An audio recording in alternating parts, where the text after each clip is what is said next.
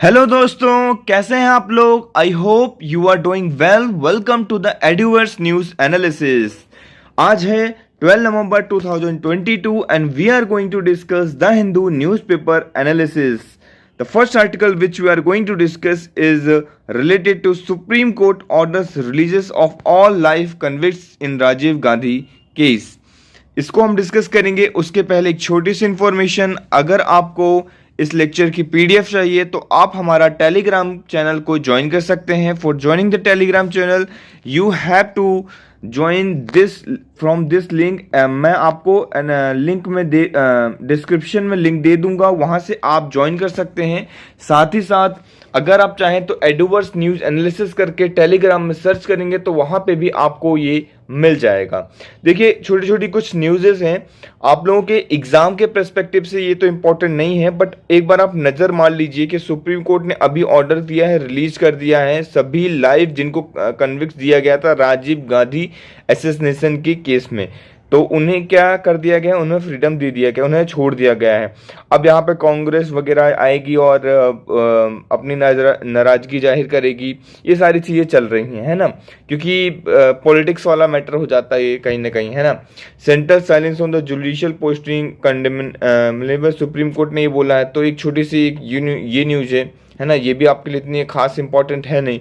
जो भी important news है मैं आपको बता दूंगा, उसे ही आपको पढ़ना है। ऐसा नहीं कि आप पूरा दिन इसी में पढ़े रहिए, ये नहीं करना है। अगर आप मुझसे डायरेक्टली कांटेक्ट करना चाहते हैं या जुड़ना चाहते हैं तो आप मुझे इंस्टाग्राम में फॉलो कर सकते हैं। फॉर ज्वाइनिंग द यहाँ पे प्रकाश द्विवेदी के नाम से ये मेरा चैनल है, यहाँ पे आप इसको ज्वाइन कर सकते हैं। अंडरस्कोर प्रकाश द्विवेदी अंडरस्कोर अगर आप टाइप करेंगे इंस्टाग्राम के अंदर तो आप मेरे चैनल पे पहुंच जाएंगे और आप मुझे यहाँ पे फॉलो कर सकते हैं।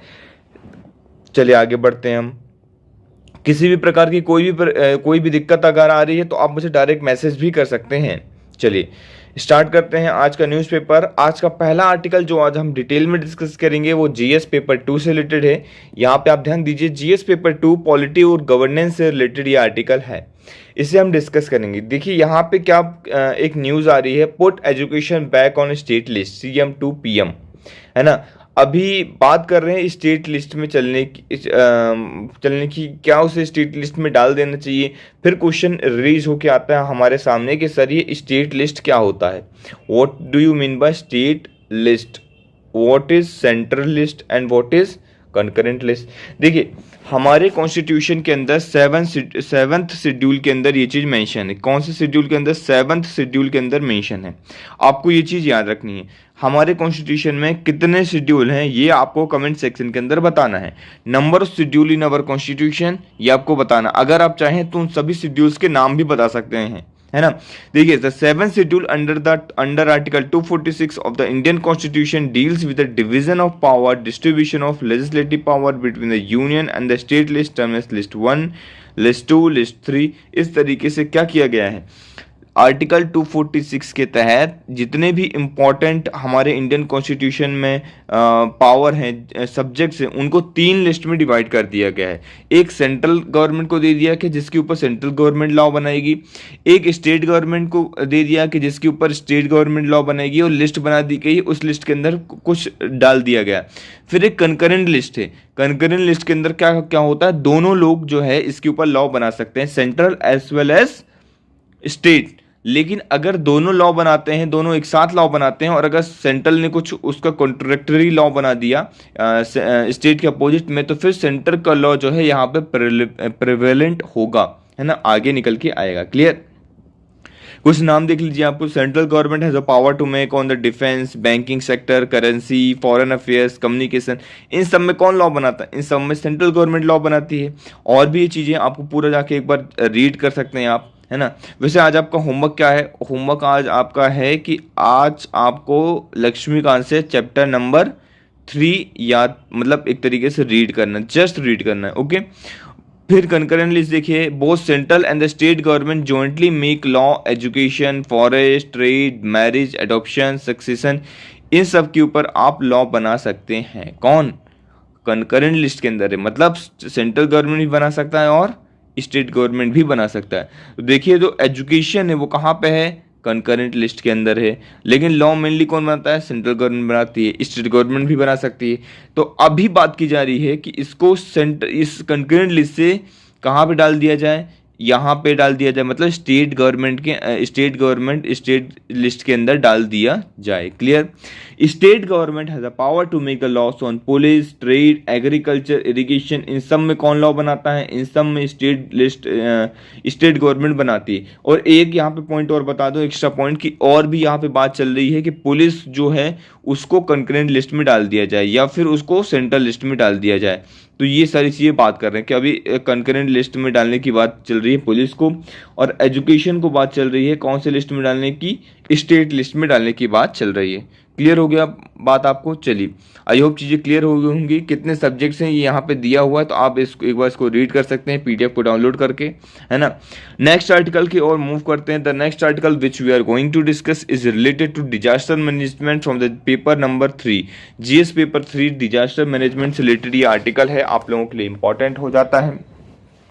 रिसेंटली आईएमडी ने अलर्ट किया है कि बहुत ज़्यादा बारिश होने की संभावना जो है बढ़ जाती है तमिलनाडु के अंदर, है ना। तो इसलिए वहाँ पे एक तरीके से आप जैसे ऐसी संभावना आती है तो एनडीआरएफ क्या हो जाता है? एक्टिव रोल प्ले करने लगता है, एक्टिव हो जाता है वहाँ पे। एनडीआरएफ का मतलब क्या है? National disaster response fund. Okay, क्या नाम है? National disaster response fund. ये आपको याद रखना है एनडीआरएफ के बारे में। अब एनडीआरएफ के बारे में हम और क्या चीजें हैं वो हम डिटेल में यहां पे डिस्कस करेंगे। चलिए देख लेते हैं क्या है। NDRF stand for the national disaster response fund. हमने ये चीज तो देख ही ली, है ना, national disaster response fund. Okay, no, अब ठीक है। Come under the ministry of home affairs के अंदर आता है ना। कौन सी मिनिस्ट्री के अंदर आता है? होम अफेयर्स मिनिस्ट्री के अंदर आता है। It is the only dedicated disaster response force in the world established in 2006। एक ऐसी फोर्स, सोचिए फोर्स मतलब जैसे आप बोलते हैं ना मिलिट्री एक फोर्स है, इंडियन नेवी फोर्स है, इंडियन आर्मी फोर्स है, इंडियन एयरफोर्स एक फोर्स है ना। तो ये सभी क्या है? फोर्सेस हैं। जैसे आप सीआरपीएफ हो गया, है ना, सीआईएसएफ हो गया, या फिर आप पुलिस ले लीजिए, ये सब क्या है? एक फोर्स के अंदर आते हैं। तो पूरे वर्ल्ड के अंदर सिर्फ और सिर्फ एक हमारा इंडिया ही है जिसने क्या किया है, ऐसा बनाया है कि क्या बनाया है? हमारे इंडिया ने बनाया है डिजास्टर से रिलेटेड फोर्स को। मतलब डिजास्टर से रिलेटेड कोई प्रॉब्लम आ जाए उसको डील करने के लिए एनडीआरएफ का गठन कब किया गया था? एस्टेब्लिशमेंट 2006 के अंदर उसको एस्टेब्लिशमेंट किया गया था। न्यू दिल्ली के अंदर उसका हेडक्वार्टर है, ये आपको याद रखना है। It is the only dedicated disaster response force in the world, ये आपको याद रखना है ना। तो बहुत अच्छी बात है, इसके ऊपर आपको फख्र करना चाहिए और गर्व करना चाहिए। Okay, it works under the national disaster management authority, NDMA के अंदर ये जो है एक अथॉरिटी होती है, उसके अंदर वर्क करता है। देखिए जो फोर्स है वो किसी अथॉरिटी के अंदर वर्क करेगा, तो ऐसा याद रख लीजिए कि नेशनल डिजास्टर मैनेजमेंट अथॉरिटी है, उसके अंदर नेशनल डिजास्टर रिस्पॉन्स फंड जो है, रिस्पॉन्स फंड नहीं, नेशनल डिजास्टर रिस्पॉन्स फोर्स जो है वर्क करता है। Lays down police plan, guidelines बनाता है, डिजास्टर मैनेजमेंट से रिलेटेड पुलिसिंग करता है कि कहाँ कहाँ पे क्या सुरक्षा देने की कोशिश करता है। प्रेजेंट ईयर अगर मैं बात करता हूँ, 12 battalion of NDRF which are deployed strategically across the country to provide immediate response. 4 new battalion are sanction by the union cabinet. अभी टोटल जो है कितने बटालियन है? इसकी टोटल 12 बटालियन है, उसमें से और 4 बटालियन जो है सैंक्शन हो चुकी है। अब ये 12 4 16 बटालियन ये हो जाएगी, है ना। तो ये काफ़ी सही कदम है इंडिया ने उठाया है, तो बहुत अच्छी बात है ये। बैकग्राउंड देख लेते हैं किस एक्ट के तहत आया था, तो ये भी आपको याद होना चाहिए किस एक्ट के तहत जो है एनडीआरएफ जो है आया था। द डिजास्टर मैनेजमेंट एक्ट 2005 के तहत act has a mandatory act has an statutory provision, statutory body है कॉन्स्टिट्यूशन के अंदर, तो ये आपको याद रखना है। National disaster response fund NDRF 2005 के अंदर ये आया था और 2006 में स्टैब्लिश हुआ। एक्ट कौन सा है? 2005 का, और स्टैब्लिश का हुआ 2006 में। हेडक्वार्टर कहाँ है? न्यू दिल्ली के अंदर। कितनी बटालियन है टोटल? अभी 12 बटालियन है, 4 बटालियन अभी और ऐड हो चुकी हैं। ऐसे याद रखना है चीज़ों को, है ना, बार बार रिवाइज करना है। 2 national calamities quick succession from Orissa. आप कुछ एग्जाम्पल लिख सकते हैं, जैसे कि उड़ीसा सुपर साइक्लोन 1999 में आया था, फिर इसके बाद गुजरात अर्थक्वेक 2001 में आया। प्रोट अबाउट रियलाइजेशन, इसके बाद इसका रियलाइजेशन हुआ कि यार हमको इसके लिए कुछ ना कुछ करना पड़ेगा। उड़ीसा के अंदर और गुजरात के अंदर जो अर्थक्वेक आया था वहां पे हम बहुत जान और माल की हानि हुई, जिसकी वजह से हमने ये एक स्टेप उठाया कि नहीं, अब हमें इसको लेके आना चाहिए, एक स्पेशल मैकेनिज्म तैयार करना चाहिए नेशनल लेवल पे, और सेम बेसिस में स्टेट लेवल पे स्टेट डिजास्टर रिस्पॉन्स फोर्स भी बनाना चाहिए। This realisation led to enactment of DM act on 26 December 2005, याद रखना है आपको। ओके, रोल और मैंडेट की बात करते हैं, इनके रोल्स क्या क्या रोल्स हैं, क्या रोल ये प्ले करते हैं। Specialised response during the disaster, specialised response करते हैं, प्रॉपर ट्रेनिंग मिलती है इनको, प्रोएक्टिव डिप्लॉयमेंट करते हैं ड्यूरिंग इम्पेंडिंग डिजास्टर सिचुएशन, जैसे कि अभी आने वाली है ना तो वहां पे एक्टिव हो गई है ना, कि आने से पहले ही एक्टिव हो जाए, ऐसा ना हो कि पहले प्रॉब्लम हो जाए, खत्म वो हो जाए, इसके बाद उसको फिर देखें कि अरे हाँ इतनी हानि हो गई, ये सारी चीजें हो गई, तो ये सब नहीं करना है ना। तो ये सारी चीजें हैं, इसको आपको जाके एक बार रीड करना है। Police, civil defence, home guard सब इसके अंदर आज आते हैं स्टेट रिस्पांस फोर्स के अंदर, ये भी आपको याद रखना है। Clear community capacity building programme, organising public awareness campaign वगैरह, ये सारी चीजें ये करते हैं।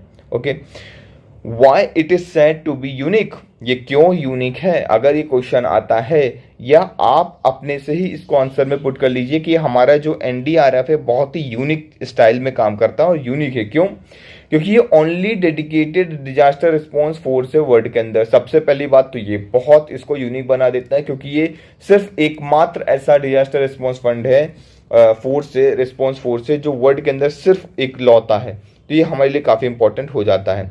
The only agency with comprehensive response capabilities, having a multidisciplinary and multi-skilled high technological standalone nature experience paramilitary, जो एक्सपीरियंस के अंदर पैरामिलिट्री पर्सनल रहते हैं, specially trend for the disaster response, तो प्रॉपर तरीके से स्पेशली ट्रेंड लोगों को यहाँ पे लेके आया जाता है, ट्रेनिंग दी जाती है हर एक डिजास्टर और हर एक सिचुएशन से डील करने के लिए, है ना। इनके पास रहता है prevention, responses, mitigation, capacity building, ये सारी चीजें इन लोगों के अंदर रहती हैं। क्लियर, आई होप चीजें क्लियर हो रही होंगी आपको, है ना। तो जब भी एनडीआरएफ के बारे में कभी लिखने के लिए आए या डिजास्टर से रिलेटेड आए और वहां पे आपको एनडीआरएफ मेंशन करना है, तो आप ये चीज मेंशन कर सकते हैं। क्लियर, अब हम आईएमडी के बारे में भी देख लेते हैं थोड़ा सा। आईएमडी ने क्योंकि बताया है तो आईएमडी भी इंपॉर्टेंट हो जाता है। Indian meteorological department, IMD for और the Indian meteorological department was establish in 1875। देखिए आज की बॉडी नहीं है, बहुत ज्यादा पुरानी बॉडी, 1875 में। It is a national meteorological services of the country and principal government agency all the matter related to meteorology और allied subjects, जैसे कि कैसा आप कहते हैं ना कि यार आज का विभाग मतलब मौसम कैसा है, ये सारी कैसा है, साइक्लोन आने वाला है, अर्थक्वेक आने वाला है, इन सब की जानकारी कौन देता है, आईएमडी तो देखता है ना। ये किस मिनिस्ट्री के अंदर आता है, इंपॉर्टेंट हो जाता है, मिनिस्ट्री ऑफ अर्थ साइंस के अंदर आता है, ये आपको याद रखना है। क्लियर हो गया। वेदर की इंफॉर्मेशन, फोरकास्टिंग, वेदर फोरकास्टिंग, है ना, और सेस्मोलॉजी, ये सारी चीजें आईएमडी ही करता है। IMD is also one of the 6 regional specialized meteorological center of the World Meteorological Organization। जो WMO है वर्ल्ड लेवल पे, जो WMO है वर्ल्ड मेट्रोलॉजिकल ऑर्गेनाइजेशन, उसके अंदर इसके जो 6 पार्ट्स हैं, ये 6 स्पेशलाइज्ड एजेंसी हैं, उसमें से IMD जो है एक इसका पार्ट है, 6 में से वन ऑफ देम है, ये आपको याद रखना है। ठीक है। Regional specialised meteorological centre tropical cyclone in New Delhi is responsible for the naming the cyclone northern Indian ocean, है ना। हेडक्वार्टर इसका न्यू दिल्ली के अंदर है, तो ये आप कुछ चीजें याद रख सकते हैं। ओके। ऑब्जेक्टिव क्या है, आपको पता ही है ऑब्जेक्टिव क्या है, नॉर्मल सी चीज है, करंट फोरकास्ट को बताना, है ना। कोई डिजास्टर आ रहा है तो उससे रिलेटेड चीजें बताना, जैसे वेदर सेंसिटिव कोई एक्टिविटीज है, जैसे कि agriculture, irrigation, shipping, aviation, offshore oil exploration, इन सारी चीजों को बताना किसका काम है, आईएमडी का काम है। क्लियर हुआ पॉइंट आपको, है ना। तो हैवी रेन कहीं पे हो रही है, स्नो गिर रही है, कोल्ड बहुत ज़्यादा बढ़ेगी या हीट वेव बढ़ जाएगी, मतलब हर तरीके का मौसम से रिलेटेड हर तरीके की जानकारी देना आईएमडी का काम हो जाता है। क्लियर हुआ पॉइंट आपको? ये चीज़ आपको याद रखना है ना। Agriculture, water resource management, industries, oil exploration, हर चीज़ में आईएमडी का यूज होता है। जब भी आए तो आप एक पॉइंट आईएमडी वाला बना के रखेंगे कि आईएमडी की वजह से मदद मिली, जैसा भी है जो भी है। ओके, देखिए ये जो आर्टिकल है जीएस पेपर 2 से रिलेटेड है। एडिटोरियल सेक्शन के अंदर हम मूव करते हैं और एडिटोरियल सेक्शन के अंदर हमारे एक ही आर्टिकल है जो कि डील करता है पॉलिटी और गवर्नेंस वाले टॉपिक से। और ये आपको याद रखना है, ईडब्ल्यूएस वर्डिक्ट, डिस्क्रिमिनेशन, एंटीथेटिकल और इक्विटी। मैंने कहा था ना, पहले ही कहा था आप लोगों को कि यही जो आर्टिकल है बार बार रिपीट होते रहेंगे, है ना। ये आर्टिकल हमने कल बहुत डिटेल में डिस्कस किया है। जिन लोगों ने वो लेक्चर नहीं देखा है, नीचे मैंने लिंक में डिस्क्रिप्शन बॉक्स में दे रखा है लिंक, वहां से जाना है, आपको ये देख लेना है ना। वो हमने बहुत अच्छे डिस्कस किया। वही सारे पॉइंट्स जो हैं ये दूसरे राइटर हैं और ये अपनी लैंग्वेज में अपने तरीके से इसको बनाने की कोशिश कर रहे हैं, बता रहे हैं कि कुछ चीज़ों इन्होंने दिया है कि जो पिटिशनर ने किया है कि फर्स्ट इन्होंने बोला कि 103rd कॉन्स्टिट्यूशनल अमेंडमेंट एक्ट जो है वायलेट्स करता है बेसिक स्ट्रक्चर को, है ना। फिर इन्होंने 3 रीजन दिए हैं। जो एक्स्ट्रा पॉइंट है वो मैं बता देता हूँ जो उस आर्टिकल में नहीं थे। वो क्या है? पहला पॉइंट इन्होंने बताया कि first, predicting reservation for individual economic states undermine the original logic of the reservation. उन्होंने बोला कि जो ओरिजिनल लॉजिक था कॉन्स्टिट्यूशन का और रिजर्वेशन का, वो खत्म हो गया। यहाँ पे क्या लॉजिक था? लॉजिक ये था कि worded an understanding that affirmative action is necessary to undo. जैसे हम कर लेते हैं कोई चीज गलती हो गई हमसे, तो उसको हम क्या करते हैं? अंडो करते हैं, है ना। मतलब उसको आप लोगों ने कंप्यूटर वगैरह में देखा होगा, अंडो करते हैं तो वापस से वही चीज हो जाती है। तो अफर्मेटिव एक्शन है ये, मतलब एक पॉजिटिव एक्शन है ये। किस चीज के लिए? अगर आप कोई नेगेटिव कोई भी चीज पहले गलती कर चुके होते हैं, तो कौन सी गलती हमने की थी वो देखिए आप। Reparation for structural inequalities inherent in the society. जो स्ट्रक्चरल इनइक्वलिटीज हमारे सोसाइटी के अंदर थी, जैसे कि कास्ट सिस्टम, ये सारी चीजें प्रॉपर एक कह लीजिए कि आप पूरी पूरी की पूरी सोसाइटी के अंदर वो चीज़ प्रेवलेंट थी कोई चीज़, तो उसको हटाने के लिए उस जो गलती है उसको सुधारने के लिए हमने रिजर्वेशन का कॉन्सेप्ट लेके आए थे। तो ये कह रहे हैं कि ये ओरिजिनली जो लॉजिक था उसको क्या कर रहा है? एक तरीके से उस ओरिजिनल लॉजिक को अंडरमाइन कर रहा है, उसको उसके खिलाफ जा रहा है। ये पहला इन्होंने पॉइंट दिया, तो ये आप याद रख सकते हैं। सेकंड पॉइंट क्या इन्होंने दिया? सेकंड इन्होंने पॉइंट बोला कि the amendment is discriminatory because it exclude from EWS एससीज, एसटीज, ओबीसी। तो इन्होंने बोला कि ये जो एससीज हैं, एसटीज हैं और ओबीसी हैं, उनको ईडब्ल्यूएस की कैटेगरी में नहीं रखा गया। उनके अलावा जो जनरल कैटेगरी के लोग हैं उन्हें एससी मतलब ईडब्ल्यूएस की कैटेगरी में रखा गया है। तो ये चीज़ आपको याद रखनी है। जैसे और ये बताते हैं आर्टिकल 15, आर्टिकल 16 का पॉइंट देते हैं। फिर ये थर्ड पॉइंट बताते हैं, यहाँ पे तीसरा पॉइंट ये बताते हैं कि some petitioner also argue that amendment breaches the 50% cap of the reservation that is now inviolable rule.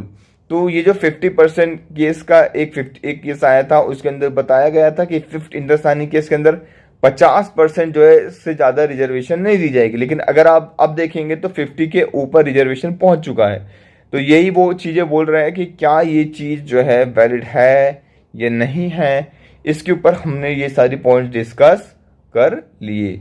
I hope clear हुई होंगी आपको भी चीज़ें, है ना।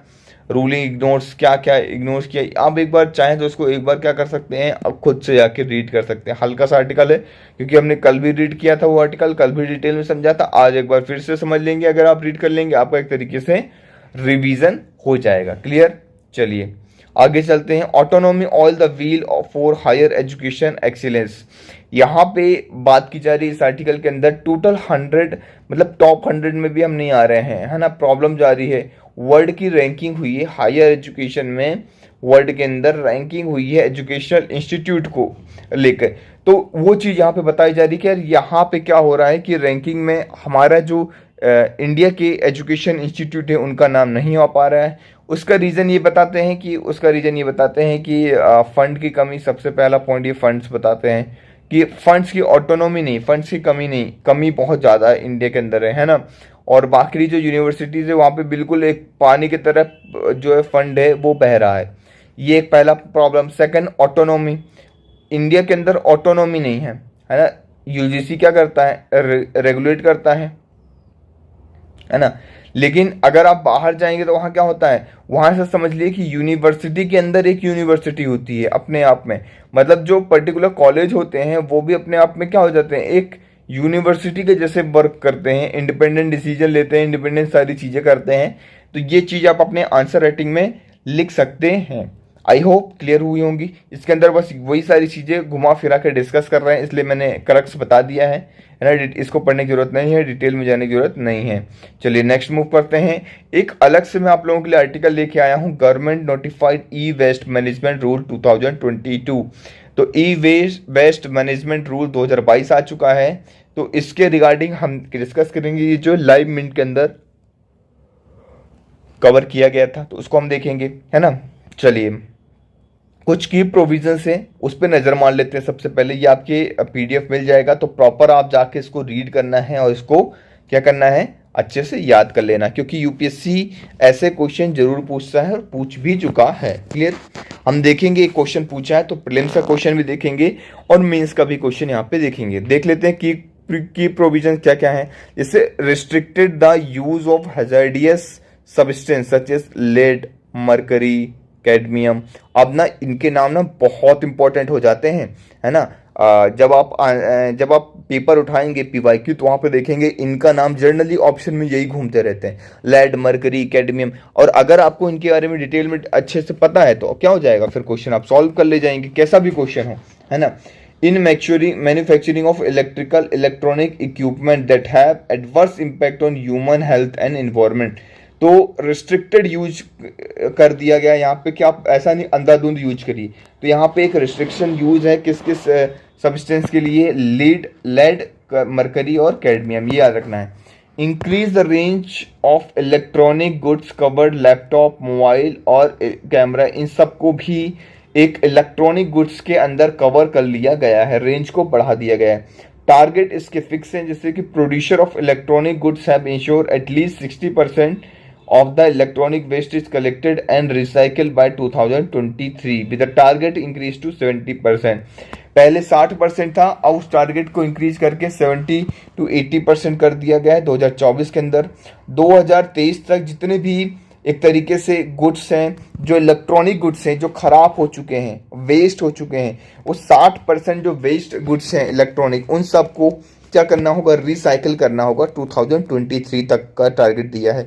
और 70 to 80% 70% 2024 में तक का टारगेट है और 80% 2025 तक का टारगेट है। तो ये टारगेट दिया गया है। क्वेश्चन के अंदर टारगेट में जरूर हेरा फेरी करेंगे। अगर क्वेश्चन आएगा तो आपसे इन टारगेट्स के ऊपर हेरा फेरी कर देंगे, है ना। वो आपको दे देंगे कि क्या 60% जो है 2024 तक है, 70% 2025 तक है, 80% या 90% या 100% 2030 तक का है। तो ये ऐसा क्वेश्चन आपसे 100% मैं श्योरिटी के साथ कहता हूं कि आपसे पूछा जाएगा, इसलिए आपको ऐसी चीजें याद रखनी है। Clear. Company will report this on the online portal, company इसे ऑनलाइन पोर्टल पर रिपोर्ट दे सकती है अपनी, है ना। और ईपीआर आपको पता ही होगा, एक्सटेंडेड प्रोड्यूसर रिस्पॉन्सिबिलिटी सर्टिफिकेट लिया जा सकता है similar to carbon credit mechanism की वजह से, है ना। This will allow the offsetting of e waste responsibility to third party. अब जैसे एक पर्टिकुलर कंपनी में आपको ईपीआर समझा देता हूं पहले, उसके बाद हम आगे बढ़ेंगे। ईपीआर क्या है, देखिए, एक्सटेंडेड प्रोड्यूसर रिस्पॉन्सिबिलिटी। अब क्या होता है, सपोज एक कंपनी है, ये हमारी एक प्यारी सी कंपनी है ना। बताइए इस कंपनी का नाम। कंपनी ये है सी कंपनी, है ना। अब ऐसा याद ले। अब ये सी कंपनी क्या करती है, इलेक्ट्रॉनिक गुड्स वगैरह बहुत ज़्यादा बनाती है। सपोज मोबाइल ये बनाती है। अब मोबाइल बनाने के बाद ये क्या करती है, लोगों को बेच देती है। अब लोगों के पास मोबाइल है, 2-4 साल में मोबाइल ख़राब हो गया, उन्होंने फेंक दिया। इलेक्ट्रॉनिक वेस्ट बहुत तेज़ी से फैल गया। तो ये किसकी रिस्पॉन्सिबिलिटी है कि जो वेस्ट आया है वो उठा के ले जाए, क्या ये इनकी है, क्या ये बीच में ऐसे लोग काम कर रहे हैं उनकी है, नहीं। ये किसकी है, जो एक्सटेंड कर रहा है, मतलब जो सामान को बेच रहा है उसकी रिस्पॉन्सिबिलिटी यहाँ पे बन जाती है कि वो इलेक्ट्रॉनिक वेस्ट को कलेक्ट करे। क्लियर। तो ये पॉइंट्स आपको याद रखना है, इसी को कहते हैं एक्सटेंडेड प्रोड्यूसर रिस्पॉन्सिबिलिटी। तो यहाँ पे क्या बात की जा रही है कि जैसे सपोज मेरी कंपनी है सी कंपनी, तो मैंने क्या किया कि सी कंपनी है तो मैंने, जिससे कार्बन क्रेडिट होता है ना, आप दूसरों से परचेस कर सकते हैं, वैसे इसने एक पेरेंट कंपनी है और इसने एक कंपनी और बना दी, या फिर एक ऐसी कंपनी ढूंढी जो इस तरीके से काम कर रही है, जो भी कचरा वगैरह होता है, जो भी इलेक्ट्रॉनिक वेस्ट होता है, उन सबको कलेक्ट करती है, ये हमने कंपनी ढूंढ डाली। अब ये कंपनी को हमने दे दिया पैसा, और ये कंपनी क्या करेगी, सर्टिफिकेट हासिल कर लेगी और जाएगी जगह जगह से सारे इलेक्ट्रॉनिक जो खराब प्रोडक्ट हैं उन सबको उड़ा के ले आएगी और उन सबको क्या कर देगी, रिसाइकिल कर देगी। ये एक इंपॉर्टेंट पॉइंट याद रखना है। तो रिसाइकिल कर देगी तो बहुत अच्छा है, हमारे लिए फ़ायदा हो गया। क्लियर। तो इसलिए हम क्या करेंगे, हम इसको पैसे देंगे और ये हमारे बिहाफ में काम करेगी, ऐसा हो सकता है। तो ऐसी कई कंपनीज हैं जो इस तरीके से काम कर रही हैं बिना पैसा दिए, बिना वो करे, लेकिन उनके पास एक सर्टिफिकेट रहता है कि उन्होंने इतना ज़्यादा जो है वेस्ट को रिसाइकिल किया है। तो वो एक सर्टिफिकेट जो है ये कंपनी जाके डायरेक्ट खरीद लेगी, इससे इसका काम हो जाएगा, इसको जाके नहीं करना पड़ेगा। तो इसे कहते हैं EPR, extended producer responsibility. Okay, चलिए आगे बढ़ते हैं। Environmental compensation to be provided by the company that don't meet their target. जो कंपनी इस टारगेट्स को फुलफिल नहीं कर पाती है उसे इन्वायरमेंटल कंपनसेशन, एक तरीके से पैसा देना पड़ता है, फाइन देना पड़ता है, आप ऐसा कह लीजिए, है ना। Role of state government, they will, अब स्टेट गवर्नमेंट का क्या रोल है वो भी देख लेते हैं हम।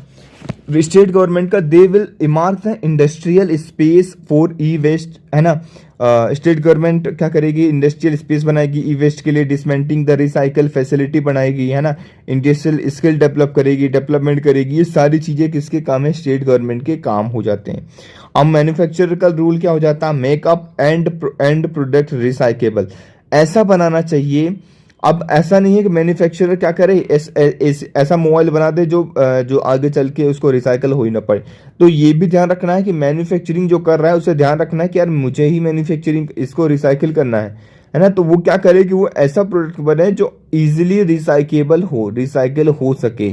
तो ऐसा प्रोडक्ट यहाँ पे बनाना है, वही सारी चीजें बात की जा रही है। ओके, अब CPCB का क्या रोल है, role of CPCB, central pollution control board, itself conduct a random sampling of electronic and electronic equipment placed on the market to the monitor, verify the compliance, reduction of hazardous substance provision। अब CPCB क्या करेगा, याद रखिए यहाँ पे confuse करने के लिए UPSC क्या कर देगा, NGT दे देगा। तो NGT ऐसे मामले को नहीं देखता है ना। NGT तो इन्वायरमेंटल रिलेटेड मैटर जो होते हैं ना, जैसे पेड़ काट दिए, सारी चीजें, उन सबको देखता है। ये सेंट्रल पॉल्यूशन कंट्रोल बोर्ड क्या करेगा, CPCB जाएगा रैंडमली किसी भी शॉप से कुछ मोबाइल उठाएगा या कहीं से भी कुछ भी उठा लेगा इलेक्ट्रॉनिक सामान, और उसमें उसकी जांच करना शुरू कर देगा। और फिर अगर उसे दिखता है कि यार इसमें जो हमने बोला था कि ये करना है वो नहीं हुआ, तो उसके ऊपर फाइन लगाया जाएगा बहुत तगड़ा। तो ये आपको याद रखना है। क्लियर। चलिए, अब इम्पैक्ट क्या हो सकता है ई वेस्ट का, टॉक्सिन्स, हार्मफुल हेल्थ, है ना। Impact of human include the damage of brain, damage हो सकता है, हार्ट अटैक आ सकते हैं, लीवर, किडनी, स्केलेटन सिस्टम, इन सब का, और neurological, reproductive system, skin sickness, ये सारी चीजें, बर्थ में एबनॉर्मेलिटीज, ये सारी चीजें आ सकती हैं ई वेस्ट की वजह से। तो ये आपको याद रखना है। और अगर आपके पास भी ई वेस्ट है, कोई ऐसा मोबाइल है या कोई भी इलेक्ट्रॉनिक वेस्ट है जो खराब हो चुका है, वेस्ट हो चुका है, तो उसे आप जाके खुद ही, क्योंकि आप लोग तो पढ़े लिखे लोग हैं, आप लोग समझदार लोग हैं, है ना, आप लोगों के पास नॉलेज है, सारी चीजें पता है, नहीं पता तो हम बता ही रहे हैं। तो आपको जाना है, ये चीज करना है ना, जाके क्या करना है कि अपनी जो इलेक्ट्रॉनिक वेस्ट है वो जाके इलेक्ट्रॉनिक वेस्ट में जाके उसे सबमिट कर देना, दे देना। इवन आपको उस चीज का पैसा भी कुछ ना कुछ मिलेगा, है ना। E waste refers to all electronic and electrical equipment and its parts have been discarded by their owner without ऐसा waste without the intent of reuse। India is the third largest e waste generator. India जो है world का तीसरा largest e waste generate हम लोग करते हैं after China and USA. पहले नंबर पे चाइना है और दूसरे नंबर पे यूएसए है, ग्लोबल ई वेस्ट मॉनिटर 2020 के रिपोर्ट के अनुसार। ये आपको याद रखना है। क्लियर। चलिए कुछ बैकग्राउंड डिस्कस कर लेते हैं। Under e waste management rule 2016 के तहत it is mandatory for the organisation to comply the EPR को करना मैंडेटरी था, है ना, 2016 के रूल के तहत। फिर recycling of e waste comply the most from outsources recycle organisation called extended producer responsibility organisation. CPCB ने रिसर्च किया 74 प्रोस, ये आपको याद रखना है। क्लियर।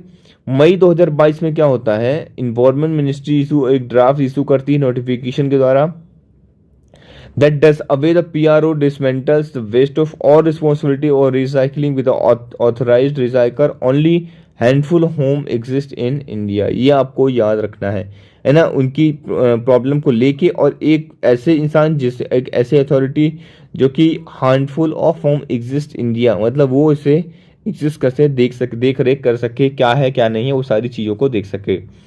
ठीक है। नो ऑथराइज रिसाइकल, ऐसा नहीं होगा कि कोई भी जाके अब रिसाइकलिंग कर ले, जो जैसा कि मैंने बताया कि अब ऐसा नहीं होगा कि एक ऑथराइज रिसाइकल होना जरूरी है। जिसको अथॉरिटी मिलेगी वही रिसाइकिल कर सकता है, हर कोई इसको रिसाइकल नहीं कर सकता। क्योंकि क्या होता है, हर कोई रिसाइकिल करने बैठ जाता है तो ढंग से इसे रिसाइकल नहीं करता है, तो वो प्रॉब्लम जाती है। इसलिए एक authorise recycle with source of quality and quantity of the waste recycle them and generate electronic certificate, तो फिर वो इलेक्ट्रॉनिक सर्टिफिकेट जनरेट कर सकते हैं। Buy can company this certificate equivalent to their annual commitment, ये आप चीज़ें याद रख सकते हैं। क्लियर। कंक्लूजन में अगर आपको लिखने के लिए आए तो क्या लिखेंगे आप, what is needed is a sound market based incentive to encourage the both demand and supply side of the factor of voluntary adopt e waste recycling. तो आप क्या कीजिए, आप इंसेंटिव रखिए। सपोज आप कैसे इंसेंटिव रखेंगे, एक एग्जांपल देता हूं आपको। मोबाइल का प्राइस है 15 की, आप उसका प्राइस थोड़ा सा बढ़ा दीजिए, कितना कर दीजिए, उसका प्राइस कर दीजिए 18,000 रुपये, है ना, 18K कर दीजिए। और फिर आप इससे बोलिए कि आप जब ये इलेक्ट्रॉनिक वेस्ट जो लौटाने आएंगे, अगर जब ये आपका मोबाइल ख़राब हो जाएगा और आप ये वेस्ट लौटाने आएंगे, तो उस समय आपको 3,000 रुपये वापस दे दिया जाएगा, 3,000 विद इंटरेस्ट रेट, जो भी उसका इंटरेस्ट लगा है, जितना भी जैसा जो भी हुआ है वो आपको दे दिया जाएगा, वापस मिल जाएगा। क्लियर। तो ये आपको याद रखना है। या फिर आप ऐसा कर सकते हैं, एक वाउचर दे दीजिए, उनके मोबाइल में कोड दे दीजिए, है ना, मोबाइल नंबर के साथ या EMI नंबर के साथ, कि आप जब भी आएंगे तो हम इसको स्कैन करेंगे और आपका पैसा आपके पास ही रखा हुआ है। लेकिन ये तभी मिलेगा आपको पैसा, अगर आपको ये चाहिए तो आपको हमें ये ई वेस्ट ला के देना होगा, है ना। तो ये चीज़ आप याद रख सकते हैं। तो इस तरीके से कुछ नया इनोवेशन आप लिख सकते हैं, है ना। ये रिसेंटली अभी मैंने बनाया। In this respect e waste clinic at Bhopal is a pilot project whereas e-waste will be the collector door to door or could be deposited directly at the clinic in exchange of for fee which needs to be studied for its success। तो e-waste क्या होता है, e-waste ये लिखा अपन ने। भोपाल के अंदर क्या होता है, हर एक घर से, इवन मैं बताऊं मेरे घर से भी इस तरीके से लेके जाया जाता है। कोई भी इलेक्ट्रॉनिक प्रोडक्ट है तो आप अपने घर से, वहाँ से घर टू घर जाके दे सकते हैं, है ना। अपने घर से जो है ई वेस्ट को दे सकते हैं। उसको प्रॉपर एक उसका क्या होता है, रिसाइकलिंग होती है। तो ये छोटी चीज़ें आपको जो याद रखनी है। मेंस का क्वेश्चन आपको देखना है सबसे पहले कि द इलेक्ट्रॉनिक वेस्ट और e waste is one of the fastest growing waste stream worldwide. Discuss the measures that are needed for the safe disposal for e waste in the country. तो आपको ये बताना है, 250 words में answer देना है। Expected question है, UPSC इसके ऊपर पूछ सकता है, इसलिए मैंने ये क्वेश्चन रख दिया है। क्लियर। चलिए प्रीलिम्स का क्वेश्चन देख लेते हैं। Due to improper indiscriminate disposal of old and used computers or their parts which of the following are released into the environment as an e-waste। तो 2013 में ये क्वेश्चन पूछा गया था कि ड्यू टू इम्प्रॉपर और इनडिस्क्रिमिनेट डिस्पोजल, प्रॉपर तरीके से ना हुआ हो, इनडिस्क्रिमिनेट डिस्पोजल हुआ है, ऑल पुराने यूज कंप्यूटर्स वगैरह को, उसके पार्ट्स को, उसमें से क्या निकल सकता है ई वेस्ट के। क्या बेरिलियम निकल सकता है, क्या कैडमियम, क्रोमियम, हेप्टेकेलर, मरकरी, लीड, प्लूटिनो, ये आपको बताना है इनमें से क्या निकल सकता है। क्वेश्चन को वीडियो को पॉज कीजिए और आंसर को देने की कोशिश कीजिए, फिर हम इसका आंसर को डिस्कस करेंगे। चलिए आंसर डिस्कस करते हैं। इसका आंसर है बी। ध्यान से देखिए कैसे, वो मैं आपको बताना, 1 2 3 5 एंड 6। फोर नहीं है यहाँ पे, हेप्टाक्लोर नहीं है, ये आपको याद रखना। मरकरी पता ही था, लीड पता था, प्लूटोनियम पता था आपको, ठीक है, क्रोमियम भी पता था आपको, कैडमियम भी पता था, आपने लोगों ने पढ़ाई था, बेरिलियम भी पता था। हेप्टाक्लोर नहीं पता था तो ये नहीं होगा, ये कुछ अलग ही कंपाउंड होता है। अब क्या होता है वो देख लेते हैं अपन। हेप्टाक्लोर जो है is an organochlorine compound, organic होता है, ऑर्गेनो क्लोराइन कंपाउंड होता है, that was use as an insecticides वगैरह में यूज होता है। Plutonium is an radioactive metal होता है with atomic number 94, it is not e waste. तो अगर कभी प्लूटोनियम आता है तो उसे भी हमें हटा देना है, ठीक है। तो प्लूटोनियम भी नहीं है और हेप्टाक्लोरल भी नहीं है, ये याद रखिएगा, क्लियर। चलिए हमने देखा 1 2 3 4 5, 5 चीज़ें हैं, 1 2 3 5 6 है ना। तो ना तो प्लूटोनियम है, ये यार कट कर दिए, ना ही क्लोर है। हेप्टाक्लोर वो एक ऑर्गेनिक वेस्ट है और प्लूटोनियम एक रेडियो एक्टिव है। आप बोलेंगे सर ये हमको समझ में नहीं आया क्वेश्चन ना, आपको ऐसा कितने कंपाउंड के नाम अपन याद रखेंगे। सर ये कंपाउंड के नाम याद रखने की आवश्यकता आपको थी ही नहीं, क्यों, आपको मैं बताता हूं कैसे नहीं थी। आप ध्यान से देखिए, प्लूटोनियम अगर आपको पता है थोड़ा भी रेडियो एक्टिव अगर मेटल है, ये क्या है, रेडियो एक्टिव मेटल है। अगर ऐसा है तो सातवां कहाँ जहाँ हो उसको हटा दो, ये 7 हट गया, 7 हट गया, 7 हट गया, क्या बचा, only 2 is the correct answer. तो ये सिर्फ कंफ्यूज करने के लिए पूछते हैं आपसे, है ना, तो बस इसको घबराने की आवश्यकता आपको बिल्कुल भी नहीं है, क्लियर। एक छोटा सा न्यूज़ है, जीएस पेपर नंबर 3 से है और इन्वायरमेंट से रिलेटेड ये न्यूज़ है, आप इसे पढ़ सकते हैं। Altitude decide the seaman altitude to diet. तो ग्रे हिमालयन ग्रे लंगूर जो है, कुछ जो ग्रुप है वो फ्रूट्स प्रेफर करते हैं और कुछ जो ग्रुप है वो रेलिस फ्लावर पसंद करते हैं। जो ऊपर चले जाते हैं, ऊपर मतलब हाइट में पहुंच जाते हैं, कुछ हाइट में, तो वो फ्रूट्स जनरली खाते हैं। जो नीचे रह जाते हैं ये सारी चीज़ें, वो क्या करते हैं, वो फ्लावर्स वगैरह खाते हैं ज़्यादातर। तो ये कुछ इन्फॉर्मेशन थी ग्रे लंगूर के बारे में, और आप इसे पढ़ सकते हैं कि grey langur also called the Hanuman langur and Hanuman monkey are used or old world monkey. ये आपको याद रखना है, ये ओल्ड वर्ड के सबसे पुराने जो है मंकी हैं, तो ये आप याद रख सकते हैं। इन्हें हनुमान मंकी के नाम से भी जाना जाता है, तो ये आप याद रख सकते हैं। हनुमान मंकी मतलब हनुमान भी इन्हीं के उनसे थे, ये हनुमान के वंश से हैं, ऐसा आप याद रख सकते हैं, याद रखने के लिए, क्लियर। आई होप क्लियर हो रही होंगी चीज़ें। चलिए आज मैप पे नजर डाल देते हैं फटाफट अपने को। Australia accounted 52% of global lithium production in 2021। तो सिर्फ ऑस्ट्रेलिया के अंदर से, ये आप देखिए लोकेशन दी गई है 1 2 3, तो सारे कहाँ हो रहे, बाउंड्री में हो रहे, बीच में नहीं हो रहा है ना। और सबसे ज़्यादा कहाँ हो रहा है, वेस्ट की तरफ, है ना, तो ये भी याद रखना है। रैंक 1 में कौन सा है, lithium mining country in the world, है ना। और चील जो है रैंक 2 पे है, याद रखना है, okay, with its 24.5% share, followed by 13.2% share जो है चाइना के पास है, ये आपको याद रखना है, ओके। चलिए, By 2040, the International Energy Agency expert demanded the lithium to grow more than 40 times current level। तो अभी जो है इंटरनेशनल एनर्जी एजेंसी ने एक्सपेक्ट किया है, डिमांड की है कि लिथियम की जो ग्रोइंग कैपेसिटी इसको 40 गुना बढ़ाया जाए, ठीक है, if the world is to meet the Paris agreement goal. तो ये आपको याद रखना पड़ेगा।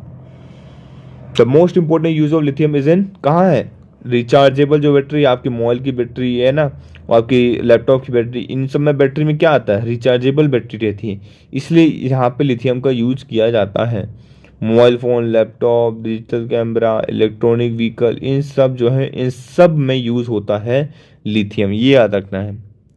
देखिए एक छोटी सी न्यूज़ है, आप याद रख सकते हैं, ये भी ऑस्ट्रेलिया से रिलेटेड है। Vanuatu in ICGA, a small group of island countries led by Vanuatu will seek to international court of justice में पहुंचा एडवाइजरी ओपिनियन के लिए, है ना, इंटरवेंशन करने के लिए। तो याद रख सकते हैं, इसकी लोकेशन आप देख लीजिए, यहाँ पे है, ठीक है, पोर्ट विला के पास है, ऑस्ट्रेलिया के पास है, तस्मान सी में है, आप ऐसे याद रखते हैं वनुआतू को, ठीक है, पोर्ट विला इसकी कैपिटल है। तो ये याद रखते हैं। बिम्स्टेक की बात करता हूँ। BIMSTEC India host the second BIMSTEC agriculture ministerial meeting under the chairmanship of union agriculture minister. तो किसकी चेयरमैनशिप में? एग्रीकल्चर मिनिस्टर की शिप में, चेयरमैनशिप में इसे लॉन्च करता है। इंडिया होस्ट कर रहा है बिम्स्टेक को,